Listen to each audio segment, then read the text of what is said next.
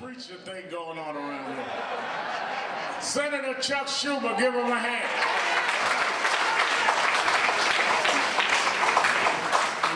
One of the models that we must use with the nomination of Jeff Sessions to be the Attorney General, he has said that he does not believe in federal government interfering with policing. He is against consent decrees, and we saw two done by Attorney General Lynch last week alone in Chicago and in Baltimore.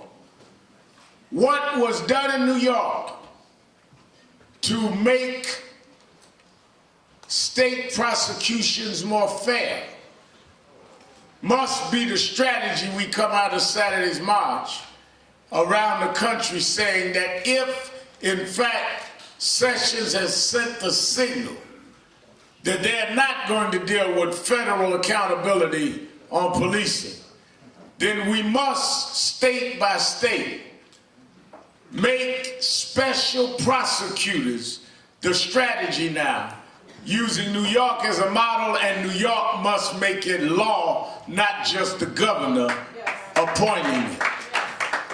The reason it is effective in New York is someone who has been fair, balanced, and aggressive is the one that has assumed the role. One that will not side on either side of the noise, but will come straight down the middle. But if he comes down the middle, you don't want to be in his way. The special prosecutor in the state, but the overwhelmingly elected New York State Attorney General, Eric Sneiderman. Thank you, Rev. Thank you to the National Action Network. Thank you for uniting us so many times and so many struggles. To all my colleagues in government, but especially to the activists, who are here with us today, our brothers and sisters in labor, the clergy. Listening to people's remarks this weekend about Martin Luther King, it occurred to me that today I would say something a little bit different than what I had planned to say. And I want to raise what for some may be an uncomfortable point. To a certain extent, we have allowed the commemoration of Dr. King's life to become a kind of a homogenized, pasteurized version of Dr. King, right? There's been an effort to rewrite history to make it seem as though he was respected and beloved by all, rich and poor, black and white, and that the civil rights movement was a big feel-good experience of hundreds of thousands of people celebrating in peace. That is a disservice to the memory of Dr. Martin Luther King. So let us remind ourselves, he was a revolutionary. He was a revolutionary. He was a peaceful revolutionary, but he was a revolutionary in the tradition of a nation founded by revolutionaries. And it is an insult to his legacy to do this kind of Hallmark card version of Dr. King as someone who everybody loved and who was a gentle man. He was a nonviolent man, but he led an incredibly aggressive movement of resistance. And today, in 2017, as people are upset and people are distraught, let us look at the odds he faced and look at the revolutionary approach he took, refusing to yield to oppression no matter what the personal cost, and refusing to let off the hook those who would turn their eyes away and avoid the conflict. So let me say that people remember him as preaching nonviolent resistance, and they remember the term nonviolence, and that's instilled into us. But the level of resistance was incredibly aggressive. Dr. King was jailed 14 times. He was assaulted, he was bombed, he was stabbed in the chest. He knew that resistance brings violence from oppressors. He understood that, and we have to understand that too. The challenge to America right now, as people are waking up and distraught with the prospects of a president who many feel will seek to undermine our fundamental commitment to justice, equality, and freedom, is people are upset and wondering what to do and looking for a quick fix. There is no quick fix. There is the long, hard road Dr. King showed us how to follow. Today, let us commit ourselves, as he did, to never backing down from aggressive resistance to oppression, right? Senator Schumer leads the opposition, but behind the back of the opposition must be a resistance. There's a big difference. And today I would like to share with you my notion that this is not a time to despair and point fingers at each other, but this is a time to honor the revolutionary tradition Martin Luther King so well embodied. Thomas Jefferson said every generation of Americans needs its own revolution.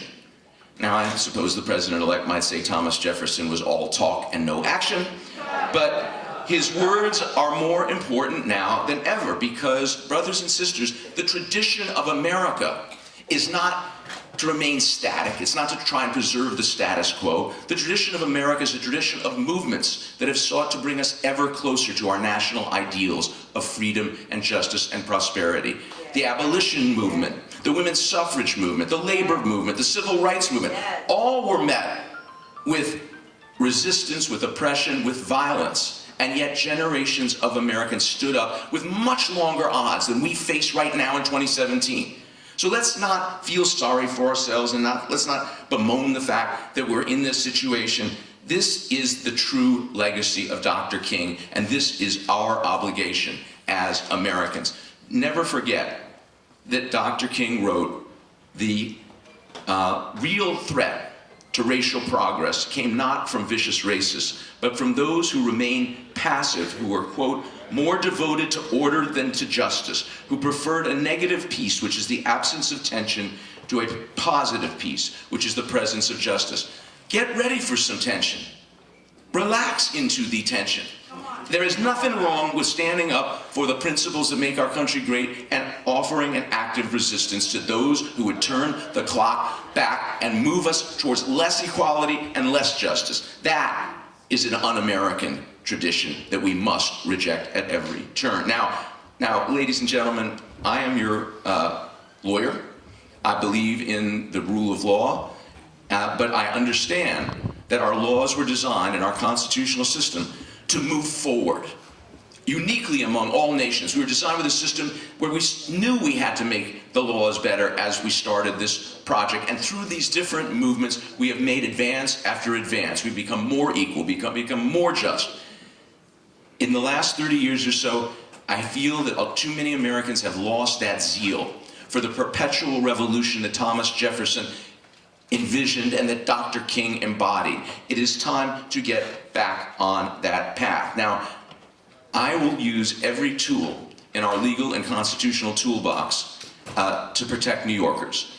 As the Rev said, if the federal government retreats, there is a lot we can do at the state level, and New York must unify as a model. I am proud of the fact that I was the lead sponsor a number of years ago when we repealed the Rockefeller drug laws, and then New York has seen crime go down while our prison population has dropped by thousands and recidivism has gone down. I'm proud of being uniquely in the country, a special prosecutor who takes cases where unarmed civilians are killed by law enforcement officers. So there's an independent statewide unit free of any charges of bias or conflict of interest that have plagued some local prosecutions. And I am proud of the fact that if the Labor Department, whose nominee to be Secretary of Labor appears to have run a business whose business model was wage theft, stops protecting American workers, we will step into the fray. We have recovered millions of dollars for thousands of workers who are victims of wage theft in fast food restaurants like those run by the Secretary of Labor nominee. We will not back down from this fight.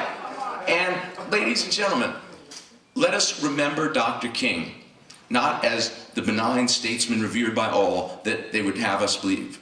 Remember him as. Let us remember him as someone who was an activist, who was an agitator, who aggressively stood up to oppression and refused to back down.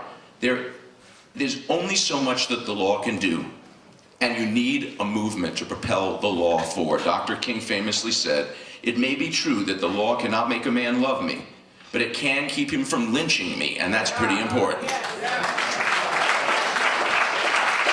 So let us use every legal tool available to us. Let us say no to violence. Let us say no to discrimination. Let us adhere to these truly American principles of moving forward together. And as we build the next great American movement for social and economic justice, let us reach out to those who may not have voted the way we did. This is an important point, and I want to conclude with this, because Dr. King preached this relentlessly. There are those who see division where they should see unity. There are those who are going to see their health care going away, they're losing their homes, their schools declining. We have to be open to bringing them along with us. We have to invite them to join our movement. When he was in the Birmingham jail, Dr. King would talk to his white jailers and ask them, how much are you getting paid? And when they tell him, he said, that's all you're getting paid? You should be marching with us.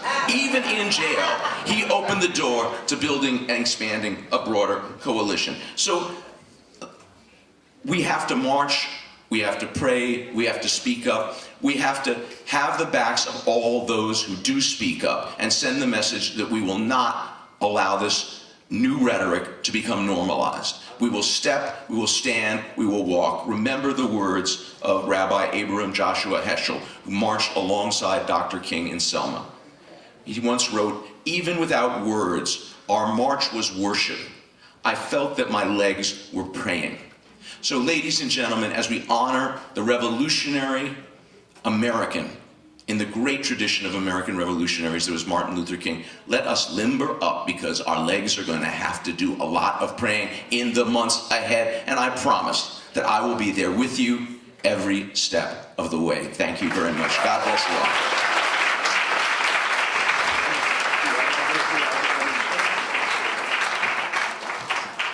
Just note that the chief law enforcement person of the state said revolutionary, nobody else up here today.